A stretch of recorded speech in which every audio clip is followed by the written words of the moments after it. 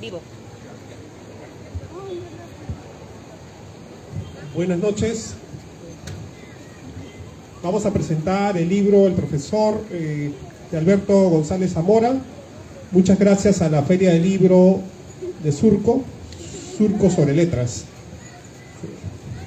Va a ser también una oportunidad no solo para hablar del libro, de la novela de Alberto, sino también para hablar de ciertas coyunturas políticas de repente, ¿no? O sociales que se están dando en el mundo, llámese la guerra Ucrania-Rusia, llámese los conflictos estos que hay entre los grandes ejes en el mundo, un poco para actualizarnos, ¿no? El grupo que está formado por Estados Unidos, la Comunidad Económica Europea, Japón, etcétera, y el otro bloque, Rusia, China, India y todos los demás países, ¿no?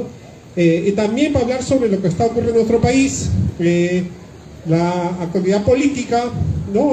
Estamos justamente en la novela, se llama El profesor, por algo se llama El profesor, las coyunturas que se están presentando, la salida de Antauro, estas denuncias o pseudodenuncias sobre cuestiones de corrupción y otros temas económicos que no se anuncian, pero que va a servir este libro, la presentación de este libro, para poder un poco informar, ¿no?, a los amigos que están acompañándonos.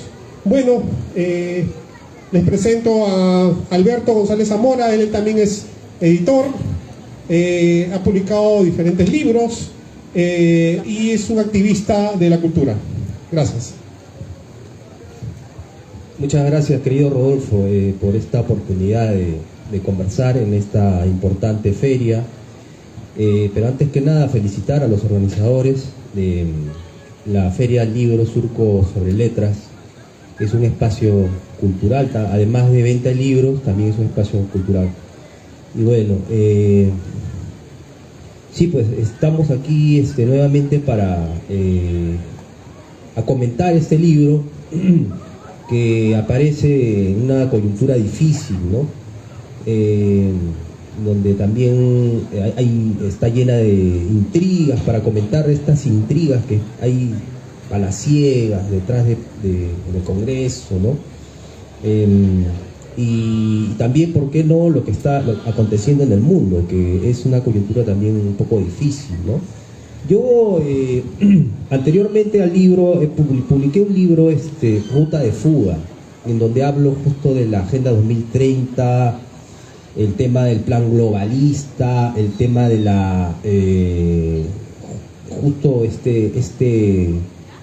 esta élite mundial globalista que se enfrenta a una corriente negacionista que de alguna manera también está en contra, pues, de estas políticas progres, son conservadores, grupos conservadores que comulgan muchas veces con grupos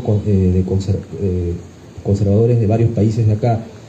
Y más o menos quisiera en esta conversación con Rodolfo de repente enfocarnos en ese punto. Tú que leíste la novela, Rodolfo, ¿no? ¿Qué opinas sobre este escenario global que hay ahorita a propósito de las vacunas, que dicho sea de paso se están cayendo muchas medidas draconianas que nos implementaron, ahora se están cayendo, el uso de mascarillas, por ejemplo? ¿Qué opinas sobre esta coyuntura que está actualmente en el mundo? Creo que la pandemia está un poco en retroceso, este plan globalista está un poco en retroceso y de alguna manera también influye en nuestros gobiernos, pequeños gobiernos, ¿no? El presidente de Perú Libre y todo esto, ¿no? Bueno, te doy paso.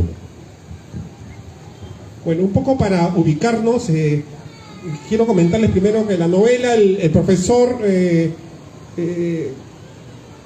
tiene varias caras, digamos, ¿no?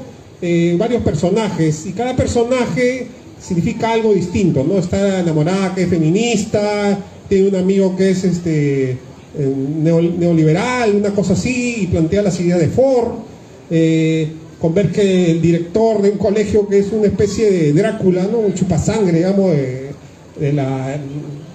vive de las mensualidades de los niños y quiere imponer cosas, etcétera, etcétera. Pero cada personaje de esto nos permite entrar a un mundo distinto y ahondar en ciertas temáticas como lo que está planteando Alberto ahora, esta cuestión de la globalización o la neoglobalización, ¿no? La lucha por los poderes en el mundo y el dominio, ¿no? Hay una guerra, de repente uno no se dan cuenta, pero es una guerra ya pasado de la guerra de las armas a la guerra tecnológica, a la guerra farmacéutica y la guerra que tiene que ver con bacterias, con virus, etcétera, etcétera, ¿no? Es algo que se puede discutir, que se puede leer, uno se puede informar en internet, sin caer en lo que llaman la conspiración, ¿no? Los conspiranoicos y cosas de ese tipo, que en realidad se hace o se dice para desvirtuar algunos conceptos que están claros, pero hay gente que no quiere que lo veas así. Bueno, yo quisiera abarcar primero un poco la novela y después abarcar estas temáticas que está planteando Alberto, que son de sumo interés. Bueno, la novela abre como el renegando, ¿no? El profesor entra a clase y ve unos alumnos que se matan, que se pelean, escuchando reggaetón, y él quiere imponer un poco el orden para dictar la clase. Cosa que nos hace recordar, y se lo hice saber a Alberto, dos películas. Yo había pensado en una, que era la de Al maestro con cariño, de Sidney Poitier, de los años 50, ¿no? Más o menos, mediados de los 50 creo que es la película, y que causó toda una conmoción porque era un profesor negro que entraba un poco a un aula de blancos, de gente de color, etcétera, pero que su forma de poner orden era distinta y enseñaba, quería que los jóvenes fueran algo en el futuro, ¿no? En los 90, el año 96, apareció otra película que se llama El Sustituto, que me hizo recordar a Alberto, El Sustituto, con este pata Berenger, ¿no? Thomas Berenger. Y en esta película ya se entra a una situación más parecida a la novela de Alberto, porque Berenger es un novio de una chica que era profesora y, bueno, por X razón tiene que salir y él entra al aula a sustituir a la profesora esta, ¿no? Pero se encuentra con un director mafioso que trafica droga, y hay alumnos también que están arrastrados al crimen, y el profesor, pues, que había estado, creo que en Vietnam, no había estado en un lugar de estos, un militar se enfrenta a estos alumnos lúmpenes y a balazos, y lo quieren acuchillar, ¿no? Y los lanza por una ventana, para ver esa película. Y bueno, más o menos eso es lo que sucede, pues, aquí en esta novela, ¿no? El alter ego de Alberto, el profesor, quiere de alguna manera poner el orden en las aulas, pero se encuentra con una gente que, creo, de alguna manera está perdida, justamente en eso que estamos hablando ahorita, en esta guerra de ideas. Estas tendencias musicales también son usadas para canibalizar el cerebro de las masas, de los jóvenes, y de tal forma que ya no se interesen por nada más que en parasitar de alguna manera, ¿no? Y el alter ego de Alberto entra al aula de clase, pues, a imponer el orden, pero también se encuentra que el colegio también está corrompido, ¿no? O sea, al director le interesa la plata, la hermana del director quiere poner otra cosa, quiere hacer bailar a los alumnos, o sea, es un caos, digamos, total, que es como es la educación peruana, ¿no? Que no tenemos un orden, digamos, el Ministerio de Educación no llega. La vez pasada yo decía que en nuestro país hace 50 años, un poquito más quizás, no había Ministerio de Educación, ¿no? Lo que existía era el Ministerio de Instrucción Pública, y así, pues, hemos pasado del Ministerio de Instrucción Pública al Ministerio de Educación, pero el trasvase no ha significado mucho, ¿no? No ha significado mucho. Vimos, por ejemplo, que los colegios desastrosos que teníamos en los 80s, a los colegios de Alberto Fujimori, para dar un ejemplo nada más, ¿no? De estos colegios que se caían a pedazos, ¿no? Se desladrillaban los colegios, ¿no? Los muros se venían a un costado, las lunas ni qué decir, los baños eran un caos, un horror. No se hizo mucho por la educación. Entonces, y también porque los fondos que deben llegar a la educación son mínimos, ¿no? No se puede hacer mucho, ¿no? Yo recuerdo hace un tiempo atrás, cuando Ollanta estaba entrando al gobierno y nombraron a Susana Vaca de ministra de Cultura. Y yo me acuerdo que nos invitó al Museo de la Nación a conversar, y ella decía, nos dio la voz, o sea, hablen todos. Había pues imprenteros, escritores, profesores, músicos, artistas de teatro, pintores, etcétera. Cada quien decía lo suyo, ¿no? Cada quien reclamaba lo suyo, y al final Susana dijo, está bien todo, todos tienen derecho a decir, y todo lo que dicen ustedes es cierto y se necesita, pero no tenemos plata, ¿no? O sea, la plata que tenemos es para sostener las cuestiones arqueológicas, ¿no? Para proteger, digamos, estos monumentos que han quedado, ¿no? El imperio incaico, y otra plata que queda es para pagar la burocracia, ¿no es cierto? Y para otras cosas, pues no hay, pues. Entonces, igual la educación, difícil, vamos a salir adelante si es que el presupuesto del Estado no se eleva para producir, para construir mejores colegios, para pagar mejores sueldos, para hacer estudios de currícula, que permitan que los estudiantes les sirva la educación para algo, ¿no? No estamos hablando de una educación sosa que no nos permite al estudiante ser creativo, no le permite integrarse al proceso de producción, y esa educación no sirve, salvo algunos colegios de los cuales no estamos hablando del Newton, ni del Markham, del León Pinelo, ¿no? De esos colegios no estamos hablando. Yo recuerdo que hablaba con unos alumnos de León Pinelo que acababan secundaria, y como fiesta de fin de año se estaban yendo a Israel, ¿no? Ese era su pasaje, su viaje, y iban a ir por Europa y no sé qué, ¿no? En cambio, estamos hablando de los que estudian en colegios particulares, de repente de última escala, o colegios nacionales, porque ya sabemos cómo son, ¿no? Bueno, le doy el pase a Alberto para volver después a explicar otra parte de la novela. Bueno, sí, crítica a la situación educativa, ¿no? Lo que mencionabas de la película del sustituto de Thomas Berenger, ¿no? Él ya venía de una estela ya recordemos que hizo Pelotón, esas películas, ¿no? Con Oliver Stone. Entonces ya ahí, con esa película, el sustituto ya tenía un halo de digamos, podría decirse de facho, fascista, ¿no? Y el libro, por ejemplo, también menciona, pues, al profesor le empiezan a decir fascista, porque de alguna manera el colegio, pues, es un microcosmos de todo el Perú. No sé si has notado eso. El colegio es como que es el microcosmos, como que se vuelve una especie de... Los alumnos los padres dejan de pagar, y el colegio privado se vuelve una especie, pues, de beneficencia pública, ¿no? Y el director entra ahí, el director que lo ve todo negocio, contrata a un profesor que no es un profesor, sino es un instructor, ¿no? Un instructor militar, para que los pueda ir votando a los alumnos, se puedan aburrir, ¿no? Claro, y ahí el profesor, como no tenía instrucción militar tampoco, sino que había servido en el ejército, tiene que, pues, aguantar también la presión de los alumnos. Entonces se vuelve como una especie de sándwich, ¿no? Que por un lado los presiona la gente y por otro lado los presiona los directores. Entonces, más o menos ahí yo me di cuenta que por ahí Castillo estaba más o menos en esa misma situación, ¿no? Más o menos que lo presiona a un lado, lo presiona a la izquierda, lo presiona a la derecha, y no se sabe en qué va a acabar esto, ¿no? Pero y ahora salió Antauro, y ahora peor, la presión va a venir de una presión más fuerte todavía, ¿no? Bueno, para mí es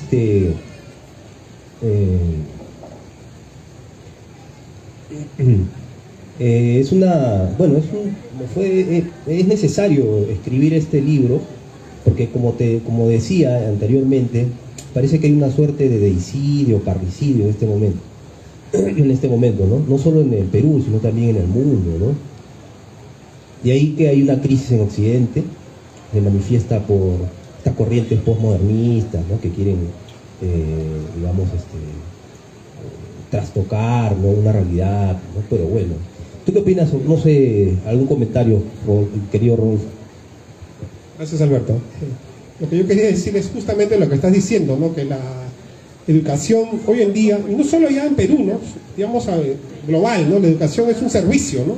Es un servicio y el alumno es un cliente, ¿no es cierto? Y como cliente puede quejarse pues de que el profesor no le enseña bien o no le gusta y viene el director y lo botan, ¿no? O sea, una cosa así, no es como antes en los 80. Yo explicaba la vez pasada que yo estudié en un colegio militarizado de República Argentina, era auspiciado por la Embajada Argentina y cantábamos pues, no el que queda en Alfonso Ugarte, en otro colegio. Cantábamos el himno nacional argentino y leíamos pues a los escritores argentinos, ¿no? Pero en ese tiempo, por ejemplo, la letra, había en la pizarra una frase que decía, la letra con sangre entra. Y así era, o sea, pues usted para aprender la tabla de multiplicar, estoy hablando de primaria, tercero, cuarto, quizá quinto, tercero, tenía que aprender la tabla y la profesora o el profesor se paraba en la puerta con una regla, exactamente eso. Y si tú no sabías 9 por 7, te caía un reglazo y te ibas al final de la cola a seguir aprendiendo tu tablita, pues, ¿no? Y los que aprendían entraban recién a clase. Esa era la educación en los 80, ¿no?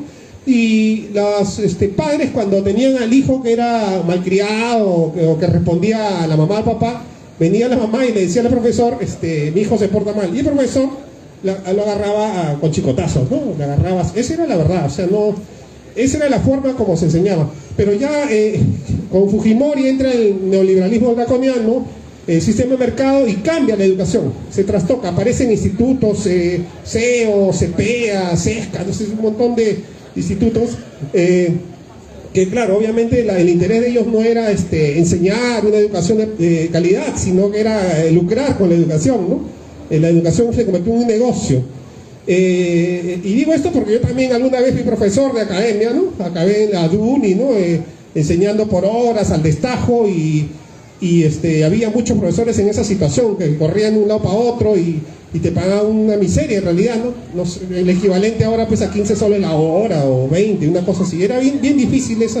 Ahora se ha puesto peor, sí lo sé. Entonces la educación como una mercancía es lo que existe ahora. Y es lo que se critica en el libro, ¿no? Usted empieza a leer el libro y se va a dar cuenta qué cosa está pasando dentro de las aulas, ¿no? Qué está pasando dentro de los colegios, qué se está buscando, ¿no?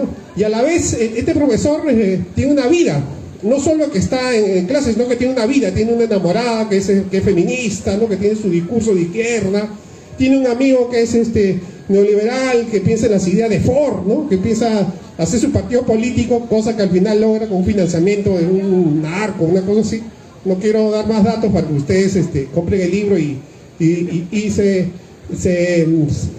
diviertan, ¿no? Porque el libro también es divertido, no es un libro, digamos, denso, sino que es un libro divertido. O sea, hay escenas que son cómicas, ¿no? Que son de la realidad, pero son cómicas y a la vez son tristes, ¿no? O sea, la situación de un profesor que no tiene para un pantalón, ¿no? Que anda prácticamente sin zapatos rotos y tiene que dar a clase y usa tiza hoy en día, ¿no? Porque los colegios pitucos, entre comillas, tienen pizarras acrílicas, bueno, con plumones indelebles o que se borren con esa mota. Pero los colegios pobres o particulares pobres todavía se usa tiza. Entonces el profesor termina un día pues todo manchado y creo que llega a casa y confunde que se ha metido cocaína, ¿no? Todo de blanco, y es la tiza pues que tiene embarrado todo el cuerpo, ¿no? Estas cosas que son irónicas, que son de repente alegres, chistosas, son tristes también, ¿no? Es la realidad de los profesores de hoy en día. Son anécdotas del día. Claro, son anécdotas del día, exactamente. Y Alberto lo grafica con mucha perfección y da ganas de seguir leyendo, ¿no? Y vamos avanzando en la novela, ¿no? Descubriendo a esos otros amigos, a las otras situaciones que se le presentan, ¿no? Bueno, lo dejo ahí para volver a pasar a una nueva ronda. Sí, pues muy cruda la situación, ¿no? Porque el profesor se queja, dice, otros colegios tienen acrílico, tienen iPod, y en ese colegio todavía están usando la tiza y la esponja. Y bueno, o la tela.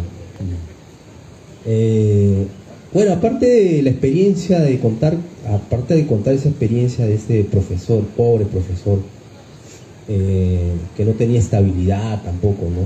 Aparte de que los alumnos le hacían bullying, Aparte de eso, también hay una, como menciona Rodolfo, hay una, se cuenta la historia de un emprendedor que quiere formar su partido con las ideas libertarias de Ford, de Mises, Hayek, ¿no? Esto es la corriente austriaca, que le llaman ahora los libertarios, ¿no? Que está muy en boga, muy en boga ahorita, ¿no? Javier Milei en Argentina, por ejemplo, está ahorita está con muchas posibilidades de ganar y quiere dolarizar la economía argentina, ¿no? A despecho del nacionalismo argentino, que no sé si va a poder aceptar la dolarización. Bueno, la novela habla de este personaje, que también me parece muy interesante, este personaje emprendedor que quiere formar su partido político y de alguna manera pues le quiere dar cabida, le quiere dar batalla a este socialismo asistencialista de Estado, que ha empezado a crecer con mayor fuerza después de la pandemia, ¿no? Se empezaron Chile, por ejemplo, Piñera, que era un liberal, ¿no? Empezó a dar bonos. Y no solo Piñera, también en Alemania, en varios países se empezaron a dar bonos, ¿no? En Estados Unidos Biden empezó a dar bonos, acá en el Perú Vizcarra daba bonos cada mes, cada 2 meses daba un bono, ¿no? Bono Yanapay. A mí, dicho sea de paso, a mí nunca me tocó un bono. O sea, no sé por qué, pero o sea, ni siquiera unos mugrosos 300 soles. Yo que necesitaba 300 soles. Yo me acuerdo que por urgencia necesitaba 300 soles y nada, no. Pero otras personas que ganaban bien, mejor que yo, les llegaban los bonos, ¿no? Por ejemplo, tenía un amigo que ganaba 4 sueldos, mira, y el bono se lo tiraba en la noche, ¿no? Entonces para mí era pues qué injusto, ¿no? Ya, y bueno, pero este personaje, volviendo a la novela, este personaje me parece rico porque le da la contra pues a esta ola de estatistas, paternalistas, asistencialistas, ¿no? Y como que provoca un enfrentamiento, ¿no? Un choque, ¿no? No sé, ¿tú qué opinas de este personaje, Rodolfo? Bueno, también quiero decir que nunca me llegó el bono. Aunque un día compré un periódico y encontré que había 15.000, ¿no? Creo 15.000 o 20.000 muertos que recibían bono, es decir, personas que habían fallecido y que sus nombres aparecían en la lista para recibir el bono, y que imagino se lo cobraba pues alguien del poder, ¿no? El gobierno iba con el documento del muerto, que se cobraba pues la plata, ¿no? Esas injusticias nos han tocado vivir y me solidarizo contigo, querido Alberto. Y bueno, sí, pues este personaje un poco ditirámbico, observa la realidad, se pelea con su chica, ¿no? Su chica es de ideas de izquierda, quiere hacer cosas y parece que también es liberal en otros sentidos, ¿no? Me estoy refiriendo al sentido sexual de repente, y que él observa, no sé si simplemente se queda en la observación, porque por ratos pareciera que acepta todo, pero por ratos parece que no, que entra en una especie de vorágine intelectual, ¿no? Empieza con disquisiciones, con proposiciones, no sé, hasta metafísica por rato, y que son interesantes, ¿no? Porque nos permite también entender lo que viene sucediendo de repente con la mujer, con la liberación, entre comillas, de la mujer, las guerras y las luchas de los grupos feministas, etcétera, que están tangencialmente la novela, ¿no? Atraviesa la novela de forma tangencial y bueno, pues está bien que el profesor tenga su visión, ¿no? Yo pienso que vivimos un mundo libre y en este mundo libre es posible decir las cosas. Yo recuerdo en Argentina los grupos feministas se enfrentaban entre todos y decían nosotros somos mayoría, etcétera, hasta que salió un grupo que no estaba dentro de los LGBTI y otras letras. ¿Sabes qué? Decían ellos, nosotros somos asexuales, ¿no? Y cuando empezaron a contabilizar eran más de 1 millón. O sea, más de 1 millón de asexuales que no les interesaba para nada ni pertenecer a LGBTI, ni ser binarios o XX, ¿no? Esto lo conversaba hace un tiempo con un amigo que es biólogo y me decía, pero mira los peces, me decía, el hombre es XY, XX, etcétera, etcétera, pero los peces son X, Y, Z y siguen letras, y, o sea, cromosómicamente son más ricos los animales, los peces, ¿no?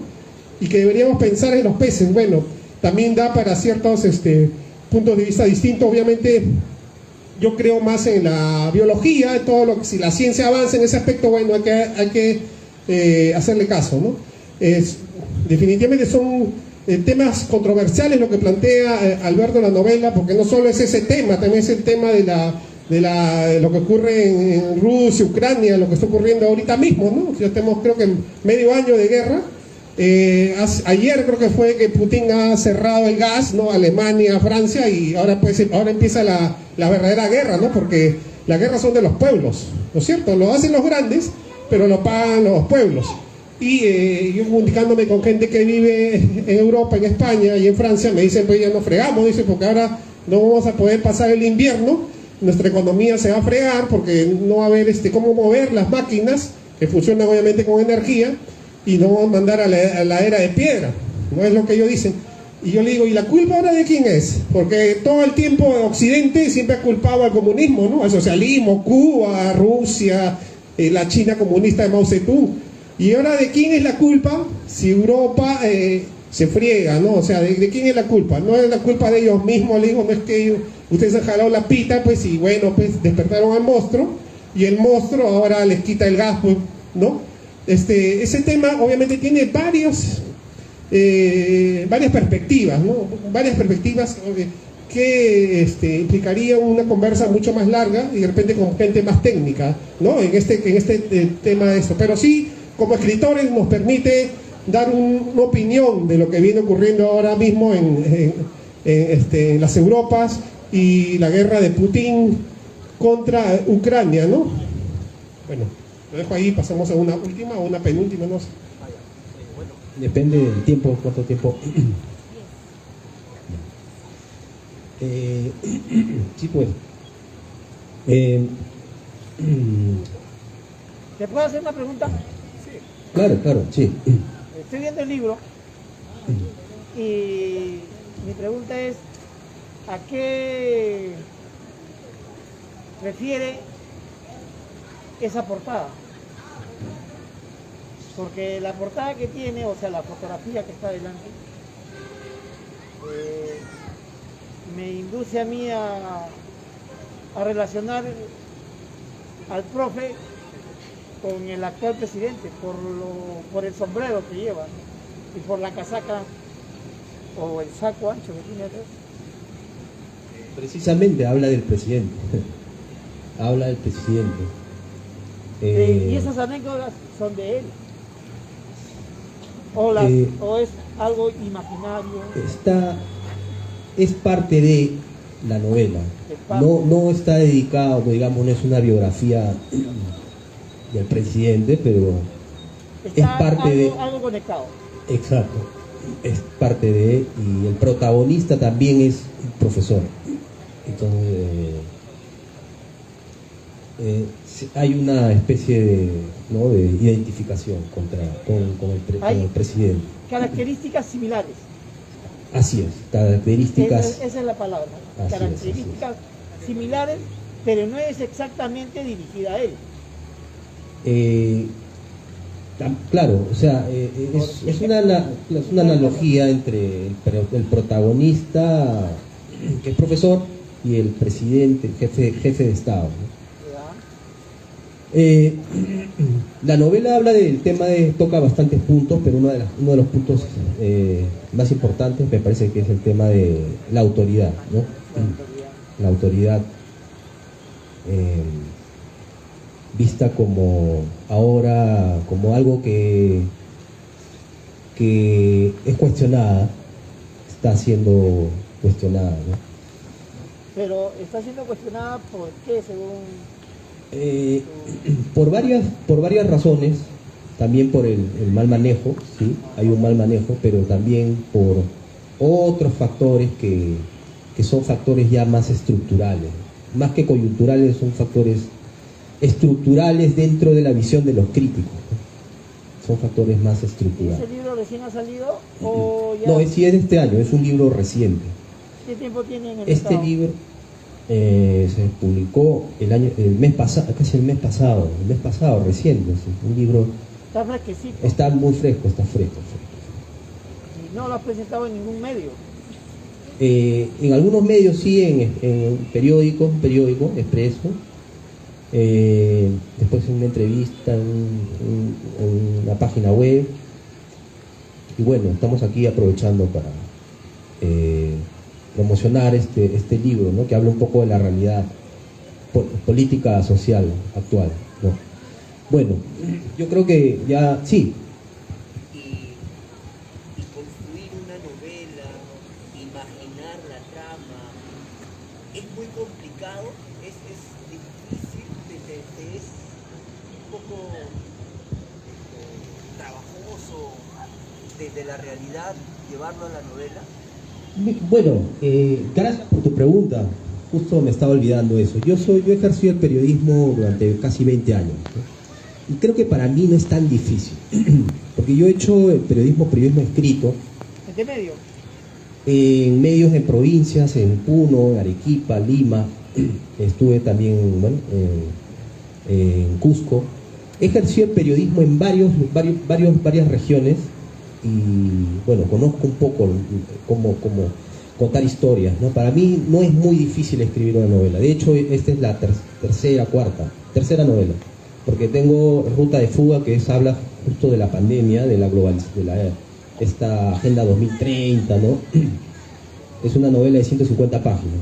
Creo que para mí, personalmente, a estas alturas ya no es difícil escribir una novela. Para mí, no soy de los que siguen los patrones estructurales como Flaubert, ¿no? Que tienen una estructura, un andamiaje de hacer una novela. Soy un poco más libre, tipo Hemingway, tipo Jack London, ¿no? Podríamos llamar. Pero para mí no es muy difícil escribir una novela. Si tú empiezas a hacer una novela solamente contando lo que acontece en el día a día, puedes ir armando una historia, ¿no? Digamos, si tú tienes, por ejemplo, interés de escribir sobre un tema en particular, puedes ir escribiendo un capítulo, luego desarrollas otro capítulo, y creo que la novela se va escribiendo sola. Yo creo que para mí es así, ¿no? Nace sola, no se fuerza nada, yo no esfuerzo nada, simplemente dejo que los personajes, empiezo con un personaje, luego aparece otro, luego vienen 2, 3, 4 más que quieren aparecer en la novela. Bueno, ese es no sé si... Ok. Paso acá, querido Rodolfo. Bueno, gracias. Creo que ha sido una conversa interesante. Obviamente quedan más temas por ver, pero está el libro. Yo solo quería acabar diciendo de que este libro está escrito de forma aristotélica, ¿no? Un inicio, un medio y quizás un final, pero no necesariamente eso. Y recordar que cuando empezaron las novelas por folletines, que fue por la primera revolución industrial, los escritores se reunían en mesas, en bares, porque la gente leía esas historias por folletines, y los editores y los dueños de los periódicos exigían a los escritores que escriban rápido, ¿no? Les pedían más velocidad porque necesitaban, pues, cubrir esos folletines. Entonces ahí aparecieron las técnicas literarias, ¿no? Ahí los escritores se reunían en esos bares y decían: ¿y ahora cómo hacemos para empezar? Entonces le decían: mira, acá empieza así, empieza así, y avanza, etc. Ahí aparecieron las técnicas literarias.